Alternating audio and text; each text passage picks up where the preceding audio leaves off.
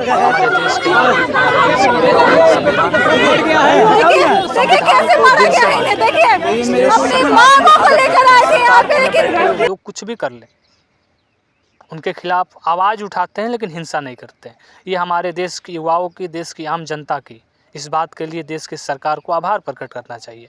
साथियों, नेपाल में जो पिछले 2-3 दिनों में हुआ वो नेपाल के इतिहास में दर्ज हुआ। लोग कह रहे हैं कि सोशल मीडिया बैन हुआ इसलिए आंदोलन हुआ, नहीं। सोशल मीडिया बैन ने आग में घी डालने का काम किया। नेपाल के युवाओं के अंदर पहले से आग लगी हुई थी। उनके अंदर आग थी करप्शन को लेकर, भ्रष्टाचार को लेकर, बेरोजगारी को लेकर और राजनीतिक परिवारवाद को लेकर। कोई भी काम बिना घूस का नहीं होता, कोई भी काम बिना किसी पैरवी की नहीं होती। और समस्त नेता मंत्रियों के बेटे, उनके रिश्तेदार, उनके साथी, उनके दोस्त मौज मस्ती के जीवन जी रहे हैं। हर जगह पर उन्हीं की चल रही है। मीडिया दिखाती नहीं थी बात, मीडिया सरकार के समर्थन में खड़ी रहती थी। मीडिया हाउस में भी आग लगा दिया गया, संसद में आग लगा दिया गया, मंत्रियों को मारा पीटा गया, जो मंत्री मिले, जो नेता मिले उनको मारा गया। समस्त मंत्री, विधायक, सांसदों के घर में को आग के हवाले कर दिया गया। बहुत बड़ी भयावह घटना थी नेपाल में जो पिछले 2-3 दिनों में घटी। साथियों, इस तर्ज पर यदि अपने देश की बात की जाए तो करप्शन हमारे देश में क्या कहाँ नहीं है। कोई भी सरकारी कार्यालय में जाइए, वहाँ फुल करप्शन है। नेता, मंत्री, सांसद, विधायक यदि चोर हैं तो अलग बात है। हमारे यहाँ समस्त अधिकारी, 90% अधिकारी जो भी सरकारी कर्मचारी हैं, जिन्हें आम आदमी से सीधा संपर्क कर पाते हैं, वे जो सरकारी योजनाओं उनके हाथ से ही वितरित होती है, 5%, 10%, 20% कमीशन खाते हैं सभी। तो नेता, विधायक, सांसद चोर तो हैं ही है, लेकिन जो अधिकारी चोर हैं, जिस तरह से हर ऑफिस में भ्रष्टाचार है, क्या नेपाल से कम है? बेरोजगारी 45 सालों का रिकॉर्ड तोड़ चुकी है। बेरोजगारी कम है हमारे देश में। और जहाँ तक राजनीतिक परिवारवाद की बात की जाए साथियों, तो हमारे देश से ज़्यादा राजनीतिक परिवारवाद शायद ही किसी देश में हो। कहने को लोकतंत्र है, लेकिन नेता का बेटा ही सांसद बनता है, सांसद का बेटा सांसद बनेगा, विधायक का बेटा विधायक बनेगा।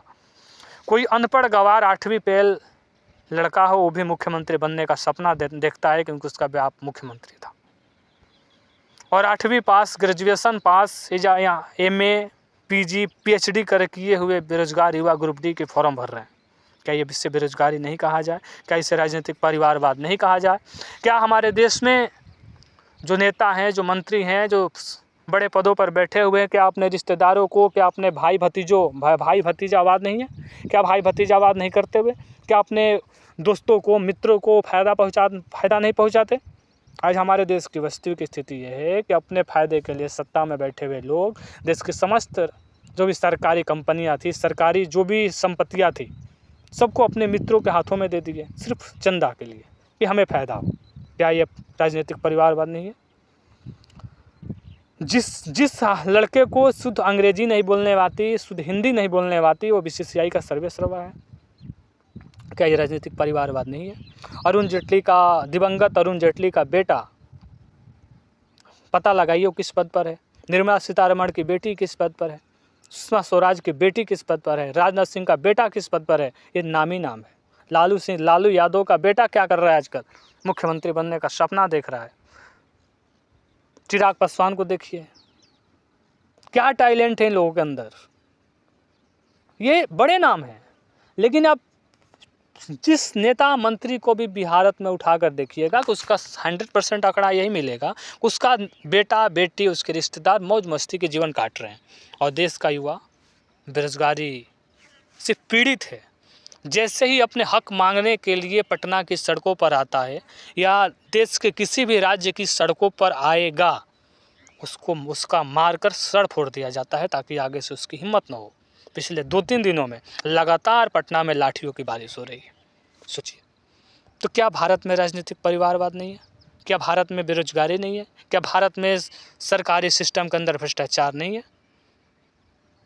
आंदोलन होना चाहिए, लेकिन अहिंसा पूर्वक। चूँकि हम गांधी के सपनों पर, गांधी के विचारों पर विश्वास करते हैं। हमने जो हमारी स्वतंत्रता जो मिली, जो गांधी के विचारों पर अहिंसा के मार्ग पर चल के मिली, तो हम गांधी के देश के हैं, तो हम हिंसा में तो विश्वास ही नहीं करते।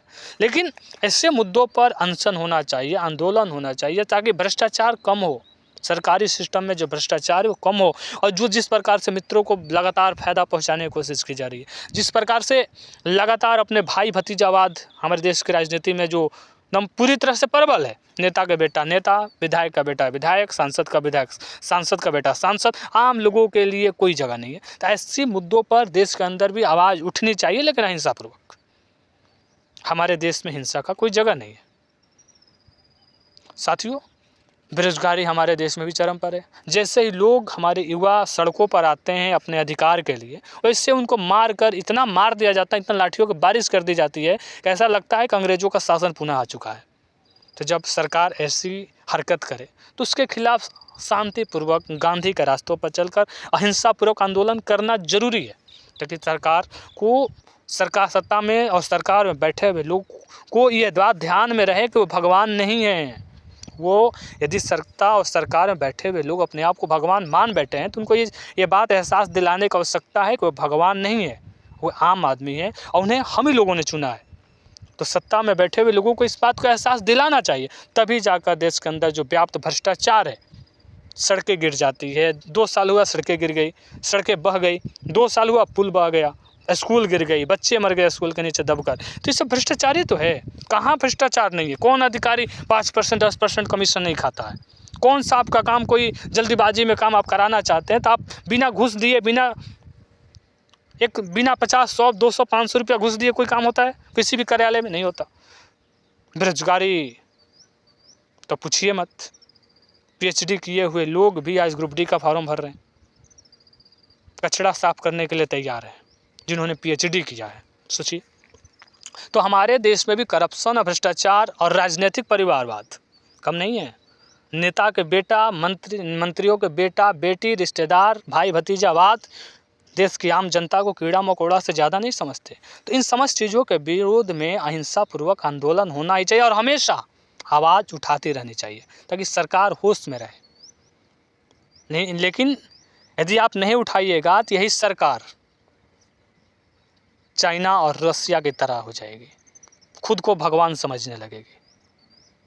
तो खुद को सत्ता में बैठे हुए लोग भगवान न समझें, इसीलिए सोशल मीडिया के माध्यम से ज़मीनी स्तर पर जैसे भी हो, आपको सरकार के विरोध में, भ्रष्टाचार, बेरोजगारी, राजनीतिक परिवारवाद के विरोध में आवाज़ उठाती रहनी चाहिए।